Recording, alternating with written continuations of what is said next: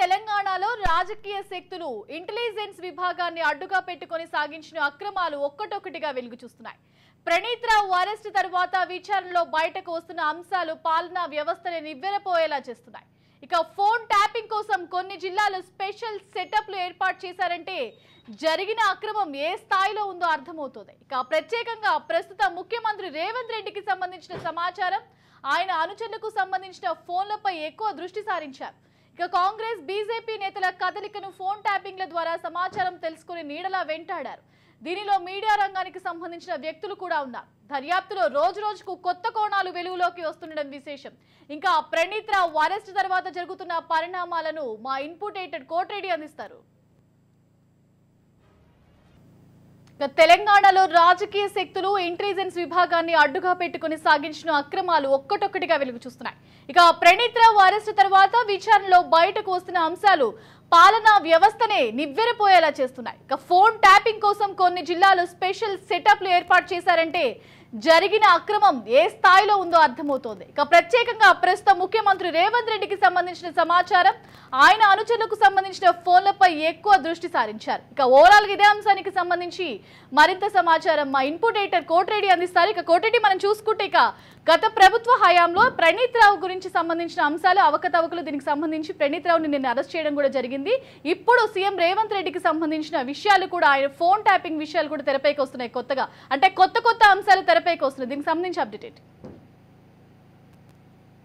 ప్రణీత్ రావు arrest అయ్యారు అనేది అయిన తర్వాత, విచారణ తర్వాత వస్తున్నటువంటి వెలుగులోకి వస్తున్నటువంటి అంశాలు రాష్ట్ర ప్రభుత్వం కూడా నివ్వెరపోయేలా చేస్తున్నాయి.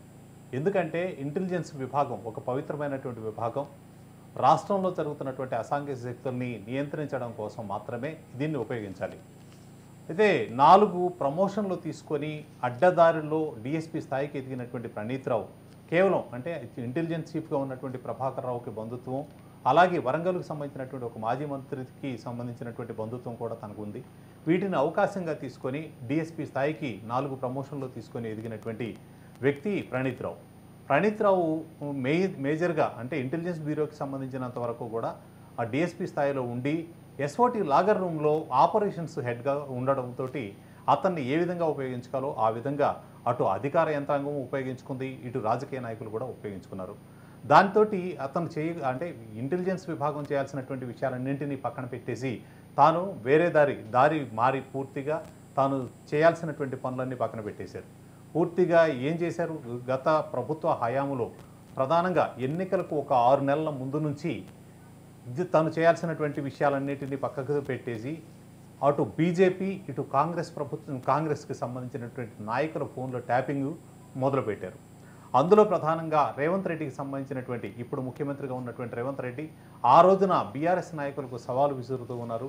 ఈ నేపథ్యంలో తనకు సంబంధించినటువంటి ప్రతి వ్యక్తి, రేవంత్ రెడ్డికి అనుచరుడిగా ఉన్నవారు, అతనికి సన్నిహితులుగా ఉన్నవారి ప్రతి వ్యక్తి యొక్క ఫోన్ కాళ్ళు, ఈ డేటా అంతా కూడా వీళ్ళు సమీకరించుకుంటూ వచ్చారు.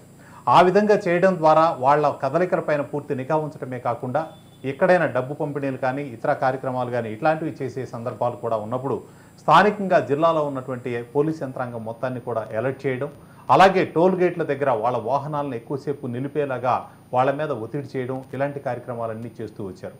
అవి చేసి అలాగే రకరకాల రైడ్లతోటి వీళ్ళందరినీ కూడా నియంత్రించేటువంటి ప్రయత్నం చేస్తూ వచ్చారు. ఈ విషయాన్ని గతంలోనే రేవంత్ రెడ్డి అలాగే బండి సంజయ్ వంటి నాయకులంతా కూడా మా ఫోన్లు ట్యాపింగ్కి గురవుతున్నాయని చెప్పేసి ఆరోపణలు చేశారు. ఇక రాష్ట్ర గవర్నర్గా ఉన్నటువంటి తమిళిసై కూడా కొన్ని సందర్భాల్లో తన ఫోన్ ట్యాపింగ్ అవుతుందనేటువంటి అనుమానాన్ని వ్యక్తం చేశారు. ఇంతకు ఒక మామూలు వ్యక్తిగా ఉన్నటువంటి వ్యక్తి అంటే ఒక చిన్న సబ్ ఇన్స్పెక్టర్ స్థాయిలో వ్యక్తి డిఎస్పీ స్థాయికి ఎదిగి ఇవన్నీ చేయడం వెనక కీలకమైనటువంటి అంశం ఆ చీఫ్గా ఉన్నటువంటి ప్రభాకర్ రావుతో ఉన్నటువంటి బంధుత్వం. అతనికి హెడ్గా చేయడమే కాకుండా అతనికి కావాల్సినటువంటి ఒక ప్రత్యేక టీమును కూడా ఈ ప్రభాకర్ రావు ఏర్పాటు చేశారు. ఇక వీరిద్దరికీ మధ్య అంటే చీఫ్గా ఉన్నటువంటి వ్యక్తికి ఈ డిఎస్పీగా ఉన్నటువంటి వీళ్ళిద్దరి మధ్య వారధిగా వ్యవహరించిన వ్యక్తి భుజంగరావు. ఇక భుజంగరావు అనేటువంటి వ్యక్తికి మీడియాలో ఉన్నటువంటి పరిచయాలు చాలా ఎక్కువగా ఉపయోగించుకున్నాడు. మీడియాలో ఇప్పుడు ప్రధానంగా ఈ సాంబశివరావు లాంటి వ్యక్తులు, ఒక ఛానల్కి వైస్ ప్రెసిడెంట్ స్థాయిలో ఉన్నటువంటి సాంబశివరావు అనేటువంటి వ్యక్తులు భుజంగరావుతో ఎంత సన్నిహితంగా ఉంటారు అనేది ఈ నగరంలో ఉన్నటువంటి చాలామంది పారిశ్రామికవేత్తలకు తెలుసు. ఎందుకంటే చాలా సందర్భాల్లో వీళ్ళందరినీ తీసుకువెళ్ళడం, ఆ పారిశ్రామికవేత్తలందరినీ భుజంగరావు దగ్గర కూర్చోవటం, ప్రభుత్వంలో ఏ పని కావాలన్నా చేసి పెడతారు, దానికి కావాల్సినటువంటి లంచాలు ఏవైనా ఉంటే సాంబశివరావు ద్వారా మాకు అందచేయండి అనేటువంటిది ఇండైరెక్ట్గా చెప్పినటువంటి సందర్భాలు చాలా ఉన్నాయి. అంటే వాళ్ళు చెప్తున్నటువంటి ఆరోపణలు కానీ ఇంకొకటి కానీ మొత్తం మీద ఒక ఛానల్లో ఉన్నటువంటి కీలకమైనటువంటి స్థానంలో ఉన్నటువంటి ఈ వ్యక్తి సాంబశివరావు అనేటువంటి వ్యక్తి దీనికి సంబంధించినటువంటి వ్యవహారాలు భుజంగరావుకు సంబంధించినవి.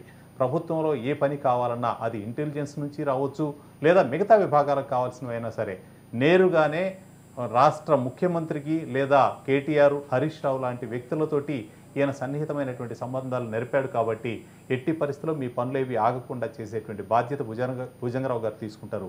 సో అతనికి కావాల్సినటువంటి అన్ని కూడా నా ద్వారా ఇవ్వండి అని చెప్పి నేరుగా ఇతను బేరాలు పెట్టాడు అనేది చాలామంది ఇప్పుడు నగరంలో ఉన్నటువంటి ఏ పారిశ్రామికవేత్తను అడిగినా కూడా అంటే ఇలా సమస్యలు ఎదుర్కొన్నటువంటి చాలామంది పారిశ్రామికవేత్తలు మనకు వివరంగా చెప్పగలుగుతారు. ఇంకా వీళ్ళు చేసినటువంటి దాంట్లో ప్రధానమైనటువంటి అంశం ఒక ప్రత్యేకమైనటువంటి విభాగాన్ని ఏర్పాటు చేసుకొని అది మరింత ఆశ్చర్యకరమైనటువంటి విషయం. కేవలం ఫోన్ల ట్యాపింగ్ కోసం ఈ ఒక విభాగాన్నే ప్రత్యేకంగా ఏర్పాటు చేసి ఎక్కడెక్కడ ఏర్పాటు చేశారు వీళ్ళందరూ అంటే నిర్మల్లో ప్రత్యేక సెటప్ను ఏర్పాటు చేసుకున్నారు, మహబూబ్నగర్లో, సిద్దిపేటలో ఇలాంటి చోట్ల ప్రత్యేకంగా, అలాగే వరంగల్లో ఒక ప్రత్యేకమైనటువంటి వార్ రూమ్ను ఏర్పాటు చేసుకున్నారు. ఇది కూడా ఎవరైతే మాజీ మంత్రి ఉన్నారో వాళ్ళకి సన్నిహితులు, వాళ్ళ బంధువులకు సంబంధించినటువంటి ఇంట్లో ప్రత్యేకంగా ఒక వార్ రూమ్ను ఏర్పాటు చేసుకున్నారు. ఏర్పాటు చేసుకొని ఇక్కడ జరుగుతున్నటువంటి ప్రతి సమాచారాన్ని నేరుగా ఉన్నతాధికారులకు పంపించేవాళ్ళు. అంటే ఉన్నతాధికారులకు ఈ ప్రణీత్ రావు పంపించారు అంటే భుజంగరావు కానీ లేదా ప్రభాకర్ రావు లాంటి వ్యక్తులకు నేరుగా ఇక్కడ జరిగినటువంటి ప్రతి సమాచారాన్ని అక్కడికి చేరవేసిన తర్వాత అక్కడి నుంచి నేరుగా రాష్ట్ర ప్రభుత్వంలో కీలకంగా వ్యవహరించిన పేర్లు చెప్పుకోవాల్సిన అవసరం లేదు, రాష్ట్ర ప్రభుత్వంలో కీలకమైనటువంటి వ్యక్తులు, సీఎం స్థాయిలో వ్యవహారాలు నడిపినటువంటి వ్యక్తులు ఎవరనేది మొత్తం రాష్ట్రానికి తెలుసు. ఆ వ్యక్తులకు నేరుగా ఇక్కడ నుంచి సమాచారం వెళ్ళిపోయింది అనేది ప్రస్తుతం విచారణలో బయటకు వస్తుంది. ప్రభుత్వం మారుతున్న దశలోనే అంటే 3వ తేదీన ఎన్నికల ఫలితాలు వెలువడుతుంటే 3వ తేదీన ప్రభుత్వం మారుతుంది అని ఎప్పుడైతే క్లియర్ అయిపోయిందో 4వ తేదీన మళ్ళీ దీనికి సంబంధించినటువంటి బండారం మొత్తం బయటపడుతుంది. టెలిఫోన్ ట్యాపింగ్కి సంబంధించినటువంటి విషయాలు బయటకు వస్తే ప్రభుత్వం అలజడి అలాగే కొన్ని అరెస్టులు కూడా జరిగేటువంటి అవకాశం ఉంటుంది. కాబట్టి ఈ డేటా వాళ్ళు సేకరించినటువంటి డేటా ఏది కూడా బయటకు రాకుండా ఉండడం కోసం నేరుగా మళ్ళీ ఇదే ప్రణీత్ రావును ఉపయోగించేసి ఇక్కడ ప్రభాకర్ రావు కానీ భుజంగరావు కానీ లేదా ముఖ్య మంత్రులుగా ఉన్నటువంటి వ్యక్తులు గత ప్రభుత్వంలో ఆ రోజు ప్రభుత్వం ఫలితాలు వెలువడ్డాయి కాబట్టి వీళ్ళు మాజీలుగా మారారు. వీళ్ళందరి సూచనల మేరకు నేరుగా ఎస్ఓటీ లాగర్ రూమ్కి వెళ్ళి అక్కడ పవర్ను ఆపి సీసీ కెమెరాలను ఆపి మొత్తం విధ్వంసానికి పాల్పడిపోయారు.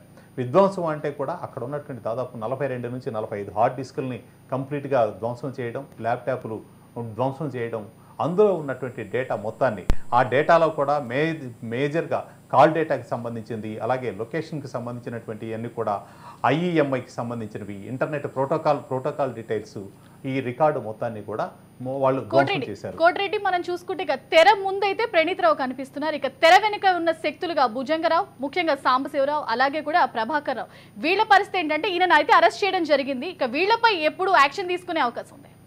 ప్రస్తుతం ఇప్పటి వరకు మనకున్నటువంటి సమాచారం రహస్య ప్రదేశంలోనే ప్రణీత్ రావును ఉంచి విచారణ జరుపుతూ ఉన్నారు. అయితే అతను విచారణకు సహకరిస్తున్నటువంటి దాఖలాలు ఏం కనిపించడం లేదు, అతను మౌనంగా ఉంటున్నాడు అనేది మనకు తెలుస్తున్నటువంటి సమాచారం. రహస్యంగా జరుగుతున్నప్పటికీ కూడా ఇప్పటి వరకు వీళ్ళకి దీనిలో అంటే ఆ విభాగానికి చీఫ్గా వ్యవహరించినటువంటి వ్యక్తి ప్రభాకర్ రావు మీద కూడా నిఘా ఉంది. ప్రస్తుతం అతను ఏ మేరకు ఇతన్ని గైడ్ చేశారు అనే దాని మీద కూడా విచారణ సాగుతోంది. ఆ తర్వాత స్థానంలో భుజంగరావు మీద జరుగుతుంది.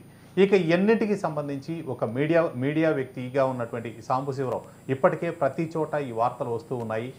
ఈ కారణంగానే రాష్ట్రంలో ప్రస్తుతం ఏర్పడినటువంటి కొత్త ప్రభుత్వం ఏర్పడిన తర్వాత రాష్ట్ర మంత్రివర్గంలో కీలకంగా ఉన్నటువంటి వ్యక్తులతోటి ప్రతిరోజు ఈ సాంబశివరావు సన్నిహిత సంబంధాలు నెరుపుతున్నాడు అనేది చాలామందికి తెలిసినటువంటి విషయం.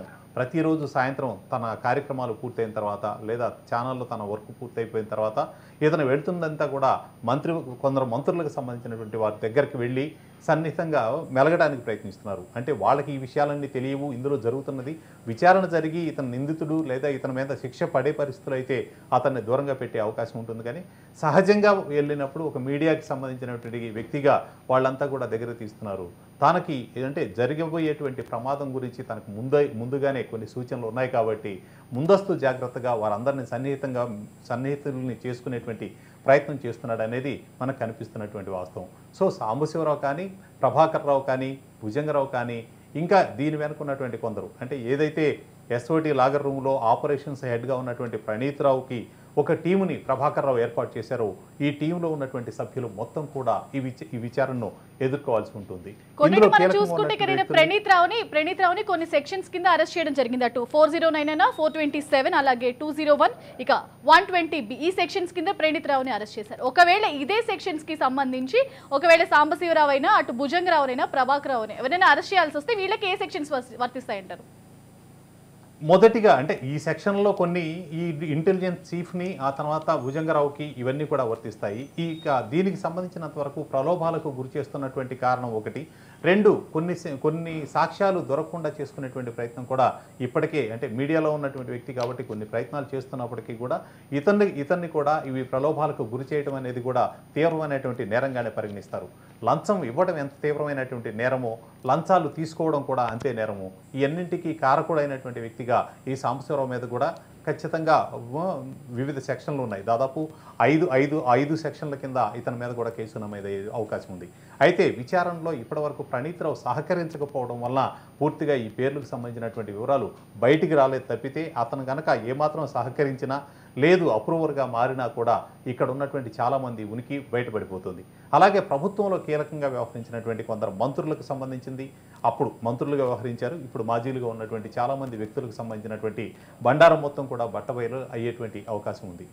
ఇది కాకుండా వీరు ఎక్కడైతే ఈ ఫోన్ ట్యాపింగ్ తర్వాత ఆ డేటాను తీసుకొని నగరంలో కానీ చుట్టుపక్కల అదే రాష్ట్ర వ్యాప్తంగా ఉన్నటువంటి పారిశ్రామికవేత్తలను బెదిరించారు, వారికి సంబంధించిన వివరాలు కూడా బయటకు వచ్చేటువంటి అవకాశం ఉంది. ఈ పారిశ్రామికవేత్తలంతా కూడా దీనికి సంబంధించినటువంటి ఫిర్యాదు కనుక చేసేట్లయితే అది అంటే మధ్యవర్తిగా వ్యవహరించినటువంటి ఆ ఫిర్యాదు ఒకటి దొరికినా కూడా మధ్యవర్తిగా వ్యవహరించి వారందరికీ లంచాలతోటి ప్రలోభానికి గురి చేసినటువంటి వ్యక్తిగా సాంబశివరావు ఇందులో ఈ కేసులోకి ఖచ్చితంగా ఇంప్లీడ్ అయ్యేటువంటి అవకాశం ఉంటుంది. అంటే చాలా ఎక్కువగా ఇది ఇప్పటికే డేటా ధ్వంసం చేశారనేది అందరికీ తెలిసినటువంటి వాస్తవం. అందుకోసమే అడిషనల్ ఎస్పీగా ఉన్నటువంటి రమేష్ ఇచ్చిన ఫిర్యాదు మేరకే ఈ డొంకంతా కదిలింది కాబట్టి దీని ప్రకారం ఇప్పుడు ఆ డేటా మొత్తాన్ని రిట్రీవ్ చేసేటువంటి ప్రయత్నాలు సాగుతూ ఉన్నాయి. అది కనుక డేటా మళ్ళీ రిట్రీవ్ అయ్యేట్లయితే ఇందులో ఉన్నటువంటిది ఎన్ని కాల్ నెంబర్స్, ఎన్ని వేల మందిని వీళ్ళు మోసగించారు, ఎన్ని వేల మందికి సంబంధించినటువంటి వ్యక్తిగత గోప్యతని మొత్తాన్ని వీళ్ళు సేకరించారు అనేటువంటి అంశాలన్నీ కూడా బయటకు వచ్చేటువంటి అవకాశం ఉంటుంది. శ్రావ్య, ఇక మనం చూసుకుంటే గత ప్రభుత్వం హయాంలో ఉన్నప్పుడే కనుక ఎక్కువ ఇలాంటి అంశాలు తెరపైకి వచ్చాయి. అప్పుడు కూడా చాలా కంప్లైంట్స్ వచ్చాయి. చాలా మంది రాజకీయ నేతలు మా ఫోన్ ట్యాపింగ్స్ జరుగుతున్నాయంటూ కూడా చెప్పడం జరిగింది. అది కంప్లీట్గా ఇది గత ప్రభుత్వం ఇంకా వైఫల్యాలని అనుకోవాలా? ఇది గత ప్రభుత్వ వైఫల్యము అని చెప్పడానికి మనం లేదు. ఇది వైఫల్యం ఎట్లా అవుతుంది? ఉద్దేశపూర్వకంగా చేశారు. ప్రభుత్వం చేయాల్సినటువంటి బాధ్యతను విస్మరించి వాళ్ళకి వ్యక్తులు అంటే ఎవరైతే వ్యతిరేక శక్తులుగా ఉన్నారో వారందరి జీవితాలని చిన్నభిన్నం చేసేటువంటి ఒక ప్రయత్నం చేశారు. రాజకీయంగా దీన్ని అంటే ఏదైతే సేవా దృష్టితో చేయాలి లేదా అసాంఘిక శక్తుల్ని, ఉగ్రవాద చర్యలను ఇట్లాంటి వాటిపైన నిఘా ఉంచి భవిష్యత్తులో ఎలాంటి ప్రమాదం రాకుండా ప్రజల భద్రతకు సంబంధించినటువంటి విషయాలను దృష్టిలో ఉంచుకొని చేయాల్సినటువంటిది ఉందో ఆ విభాగం మొత్తాన్ని కూడా ప్రభుత్వం తన స్వార్థం కోసం ఉద్దేశపూర్వకంగా దీని మొత్తాన్ని డైవర్ట్ చేసి తనకు అనుకూలంగా వ్యవహరింపజేసుకుంది. అంటే ఇక్కడ దుర్వినియోగం చేసింది. పూర్తిగా ప్రజాసేవకు చేయాల్సినటువంటి ఒక వ్యవస్థ మొత్తాన్ని కూడా దుర్వినియోగం చేసింది. దీనికి బాధ్యత 100% ఖచ్చితంగా గత ప్రభుత్వంలోని పెద్దలు, ప్రభుత్వానికి నాయకత్వం వహించినటువంటి అంటే ప్రభుత్వంలో ఒక కుటుంబంలో ఎన్ని తప్పులు జరిగినా కుటుంబ యజమాని మొట్టమొదటి బాధ్యత వహించినట్లే ఈ ఇక్కడ జరిగినటువంటి ప్రతి దానికి సంబంధించి ప్రభుత్వ యంత్రాంగం మొత్తాన్ని నడిపి ప్రభుత్వానికి నాయకుడిగా ఉన్నటువంటి అప్పటి సీఎం మాత్రమే బాధ్యత వహించాల్సి ఉంటుంది. ఆ తర్వాత స్థానంలో కీలకంగా వ్యవహరించినటువంటి ఒక 3-4 మంత్రులు ఉన్నారు. ఈ మంత్రులు కూడా దీనికి బాధ్యత వహించాలి. ఎందుకంటే ప్రణీత్ రావు సేకరించినటువంటి డేటా మొత్తాన్ని కూడా ఈ భుజంగరావు, ప్రభాకర్ రావు ద్వారా సంబంధిత మంత్రులకు పంపించడమే జరిగింది అనేది ఇప్పటివరకు వచ్చినటువంటి వివరం. అలాగే ఈ మీడియాకు సంబంధించినటువంటి వ్యక్తి ద్వారా అందులో కొంతమందితోటి బేరసారాలు సాగించడానికి ఈ అధికారులు కూడా ప్రయత్నించారు. పూర్తి డేటా మంత్రులకు వెళ్ళిందని చెప్పుకోవడానికి కూడా లేదు. ఎందుకంటే వీళ్ళకి అవసరమైన డేటాని ఇక్కడ మాత్రమే ఆపి మిగతా డేటా వాళ్ళకి అవసరమైనటువంటి డేటాని మాత్రమే వీళ్ళు ట్రాన్స్ఫర్ చేసేటువంటి అవకాశం ఉంది. ఇలా ఆపేసిన డేటా ద్వారా ఇతన్ని మధ్యవర్తిగా ఉపయోగించేసి చాలామందిని బెదిరించారు. నిజానికి ఈ బెదిరింపులు ఎంత తీవ్రంగా జరిగాయి అంటే వాళ్ళకు ఉన్నటువంటి వ్యాపార వ్యవస్థల మొత్తాన్ని కుప్పకూల్చుతాము, లేదంటే పార్టీకి ఫండ్ ఇవ్వండి, అది కూడా ఎలక్టోరల్ బాండ్స్ ద్వారా ఇవ్వండి అని చెప్పేసి వాళ్ళని బెదిరించి తీసుకున్నటువంటి వాతావరణం రాష్ట్ర వ్యాప్తంగా కూడా నెలకొని ఉంది. అందులో హైదరాబాద్కు సంబంధించినటువంటి చాలామంది పారిశ్రామికవేత్తలు ఇందులో బాధితులుగా కూడా ఉన్నారు. Shravya. Right, thank you Kotireddy for this overall details.